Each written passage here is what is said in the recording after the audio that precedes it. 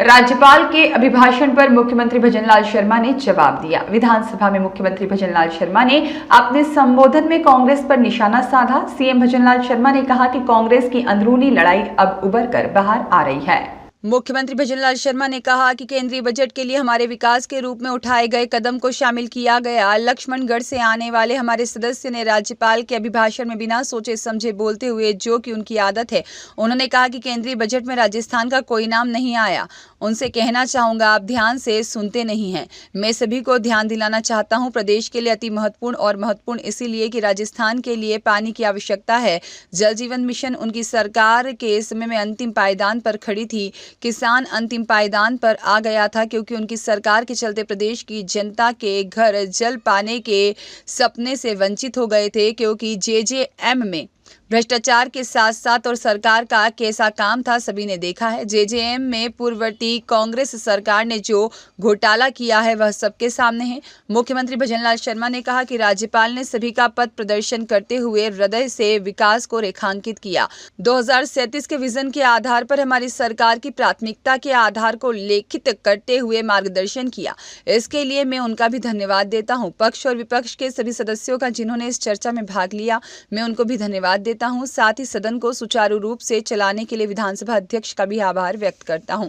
कई सदस्यों ने चर्चा के माध्यम से कारगर रूप से अभिभाषण का पुरजोर समर्थन किया। कुछ माननीय सदस्यों ने आलोचना भी की। हमारी सरकार सभी को सकारात्मक दृष्टि से देखते हुए सदस्यों द्वारा दिए गए महत्वपूर्ण सुझाव को समाहित कर राजस्थान के विकास और जन कल्याण के लिए समावेश करने की कोशिश करेगी। हमारी सरकार का मुख्य उद्देश्य योजनाओं का लाभ अंतिम पंक्ति पर खड़े व्यक्ति को देना है और प्रदेश को खुशहाल बनाना है। कहाँ चले गए? अभी यहीं थे। कहाँ चले गए अध्यक्ष जी? कहाँ चले गए? अभी यहीं थे, वो नजर नहीं आ रहे। उनको पता था सीटों के बारे में बात आएंगी। बड़ी बड़ी गमछा घुमा रहे थे।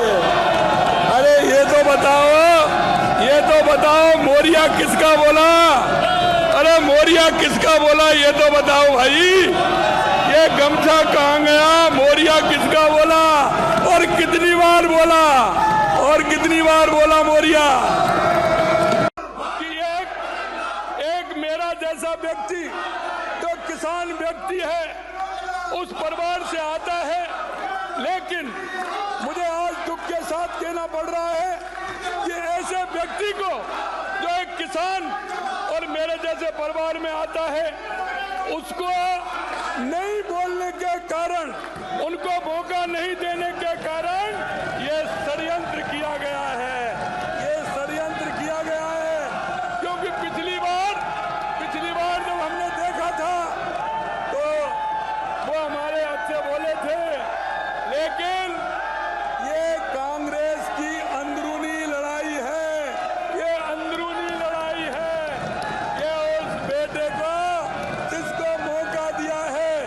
राजस्थान के इतिहास में पहली बार एक ऐसे समुदाय से और एक किसान परिवार से आने वाले व्यक्ति को इस मौके से वंचित करने के लिए ये एक षड्यंत्र रचा गया है।